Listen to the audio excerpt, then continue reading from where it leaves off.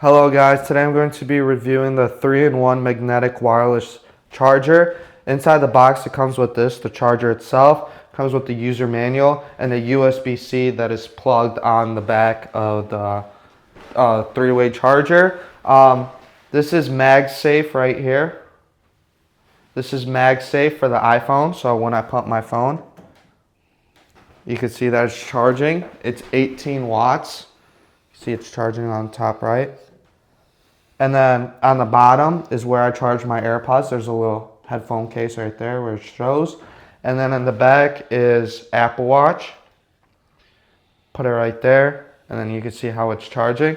On the bottom of this, you can see that it has a little grippers.